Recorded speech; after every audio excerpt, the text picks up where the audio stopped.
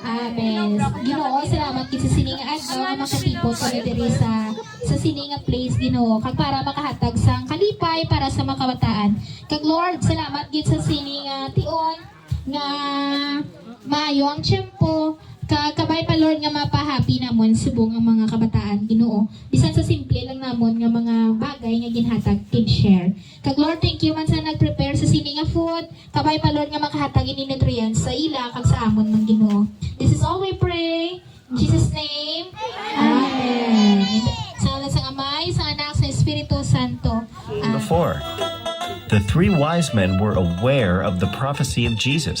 They were waiting for the star of Bethlehem to appear, and when they saw it, they were overjoyed.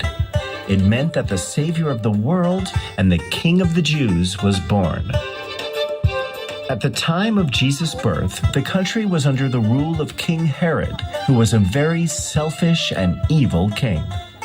When the three wise men informed King Herod of the star they had seen in the sky and what it had meant, King Herod was worried that he would lose his kingdom to this baby boy. He told the wise men to find the baby Jesus and let him know where the baby was. Although the king informed the wise men that he wanted to find the baby so he could go and worship him, Herod was actually plotting to kill the child.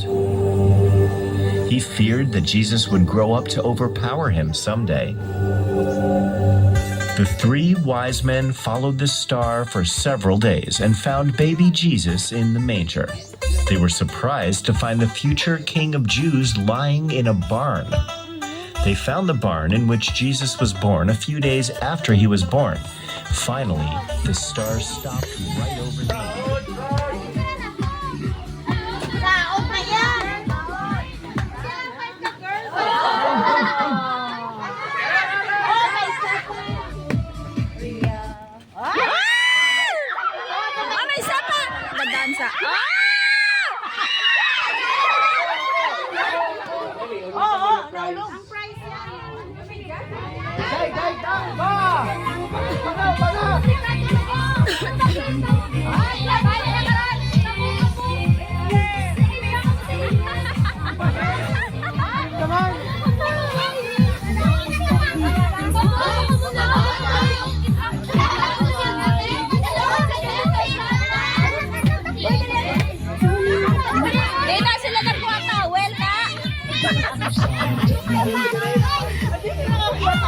Hindi ka man nagkuha towel, may balog na o towel.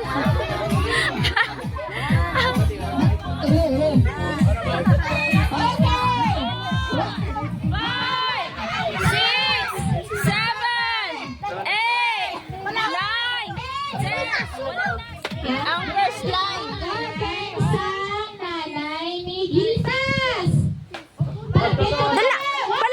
Palapit talaga. Yay! Very good. Ayun na, picture ka na. Ano ang ginala sang tatlo ka wise men kay Jesus? Bisan isa lang ah. Bisan-isa lang, bisan-isa. Okay. Gindala ka three wise men. Ang ginala sang three wise men, o tatlo, oh my God, na ano pa oh, frankincense pwede? O pwede lang. Okay! Yay! Hindi ano na eh. Tandaan mo, frankincense. Frankincense. Oh, Ano frankincense. luwat? Frankincense. Frankincense. Oh, very good. Okay, next ha. Sino ang pangalan sang papa ni Jesus?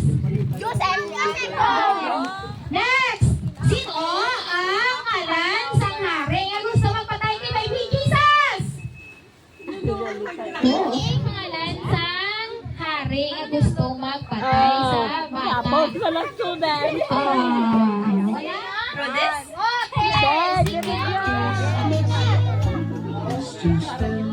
With you, when a party or dinner for two, anywhere we do. celebrating the Yuletide season, always lights up our minds. Simple pleasures are made special time. When the chases and friends, you'll always remember. Watching busy shoppers rushing about in the cool breeze of December.